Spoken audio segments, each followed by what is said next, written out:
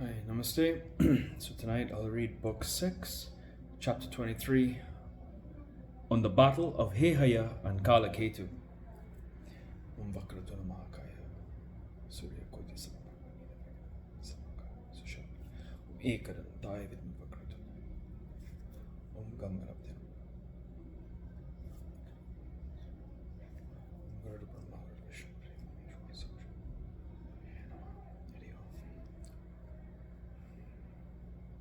Om Maha Devi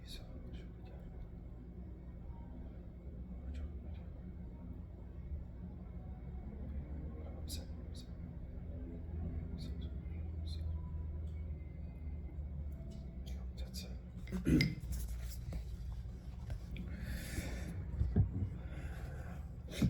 Vyasa said, O king, that powerful son of Lakshmi, Hehaya, became very glad to hear these words of Yasovati and said, O one of beautiful thighs, hear in reply to your query. I am Hehaya, the son of Lakshmi, and I am known in this world by the name of Ekavira. Now you have made my mind dependent. What am I to do now? Where to go? Thus distressed with bereavement from your dear companion, my mind is struck with Cupid's arrows and is confounded with her extraordinary beauty that you just now described. Next, you described her qualifications, and my mind is ravished. Again, when you described before me what she uttered in the presence of the Rakshasa, I am struck with great wonder. My dear companion Ekavali said before the vicious Danava Kalaketu, I have already selected the king Hehaya. I will not select any other than him. This is my firm resolve. These words have converted me into his slave. O sweet-haired one, now say, what service can I do to you both? I am not acquainted with that wicked demon's palace. Never I went to his city. O fair-eyed one, say how I can go there, for you are the only one that can lead me there. Therefore, take me quickly to that place where your beautiful clay companion is staying.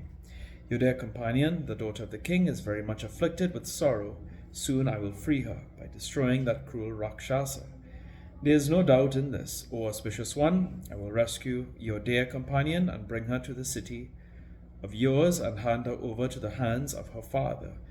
Then that king, the enemy destroyer, will perform the marriage ceremony of his daughter. I think this is the desire of your heart, O sweet-speaking one. Know that it is also my desire. O beautiful one, now that desire will be fulfilled by your efforts. Show me quickly that place and see my prowess. O one with a beautiful face like the moon, it seems that you will be able to do my work. Soon do such as I can kill that wicked demon who steals others' wives. Now show me the way to the impassable city, to the Rakshasa. The Asasiro king, hearing the sweet words of the prince, Yashovati became very glad and gently began to speak out how he could go to the demon's city. O king, take the success given mantra of Bhagavati, and I would then be able to show you today the city guarded by the Rakshasas. O king, better arrange to take your vast army with you, for you will have to fight no sooner you go there. Kalaketu is personally a great warrior surrounded by Rakshasas of great power and strength. Therefore be initiated in the mantra of Sri Bhagavati and accompany me. So you will surely be successful. I will show you the way to the city of that demon. Slay that vicious and vilest of the Rakshasas and rescue my dear companion. Hearing thus, Hehaya was duly initiated into the great mantram of Yogeshwari, named Triloki Tilaka Mantra.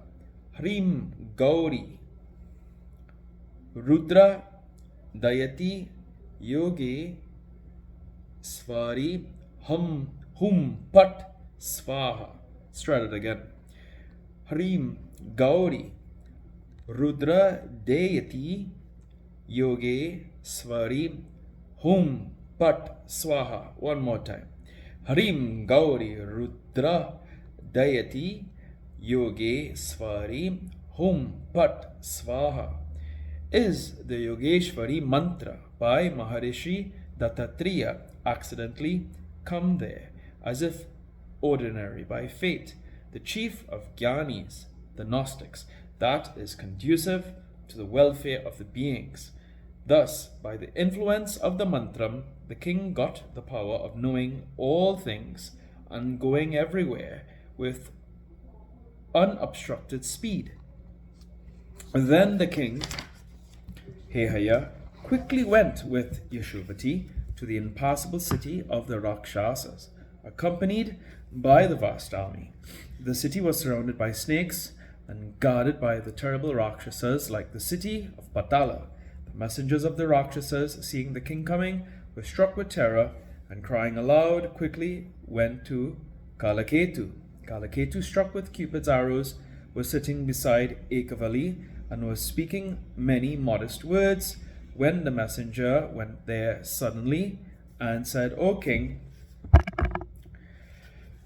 the attendant of this lady, Yashuvati, is coming here with a prince and an army. O king, we cannot tell exactly whether the prince is the son of Indra, named Jayanta, or Kartikeya. After all, puffed up with the strength of his army, he is coming here.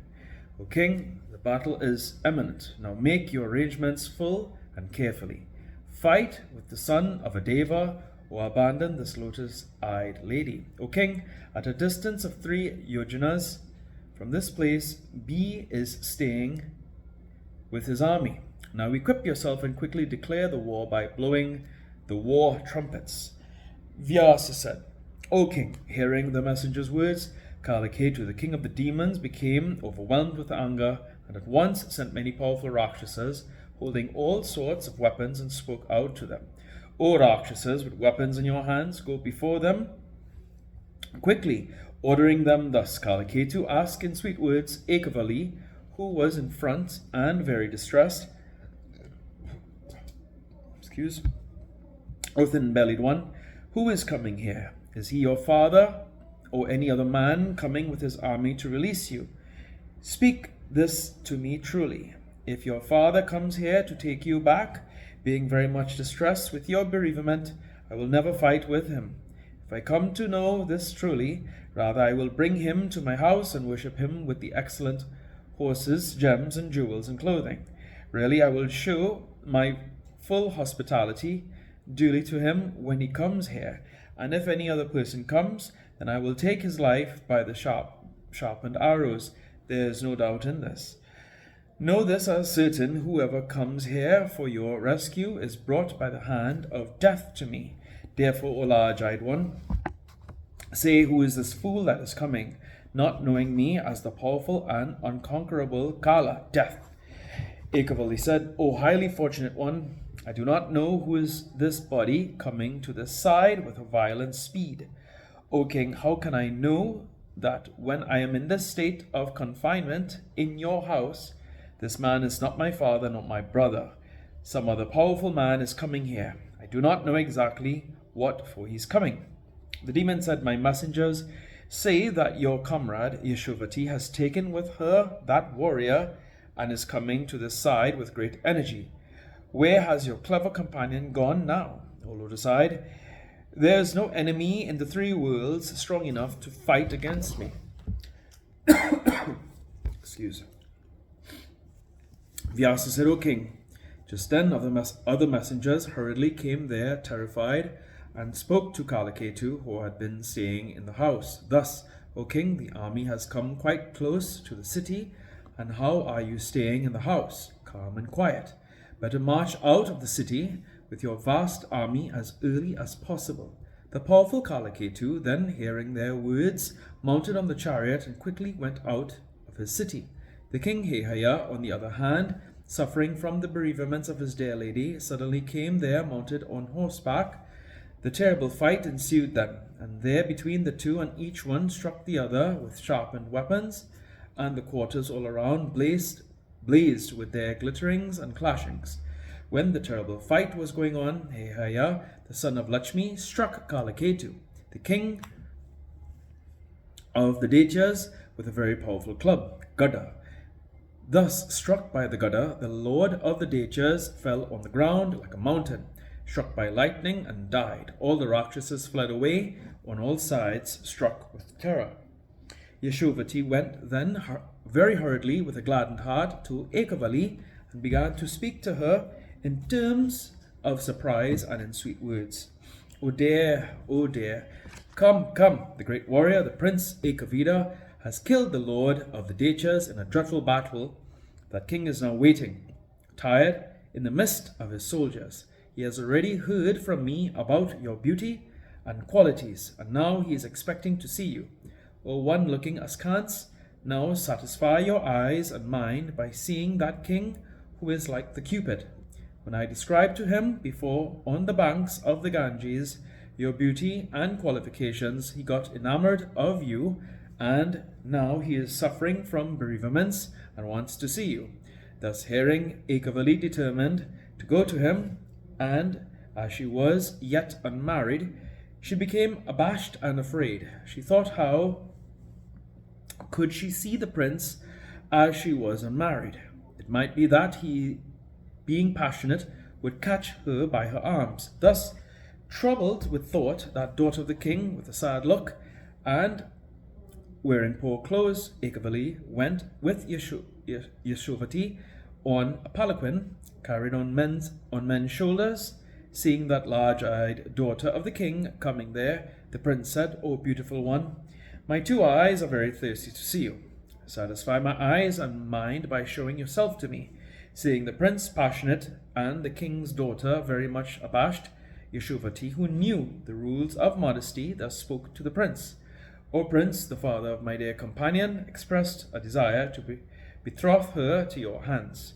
She is also obedient to you. Therefore, your meeting will certainly take place. O king, wait. Take her to her father, and he will perform duly the marriage ceremony and betroth her to your hands. Know this to be quite certain. The king took her words to be quite just and true, and taking those two ladies, went with his army to the house of the father of Ekavali. Ekavali's father became very glad and very cheerful to learn that his daughter was coming, and accompanied by his ministers, went hurriedly to her. After a long time, the king saw his daughter in poor clothing and became highly pleased. Yashovati then described in detail all what happened before the king. The king then went with his ministers, brought with great love, courtesy, and gentleness Ekavida to his house, and on an auspicious day performed the marriage ceremony of him with Ekavali in accordance with due ceremonies and rites.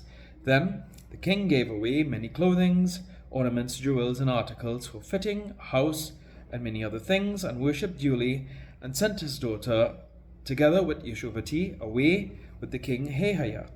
Thus the marriage ceremony was performed, and the son of Lakshmi gladly returned to his house and began to enjoy many pleasures with his wife.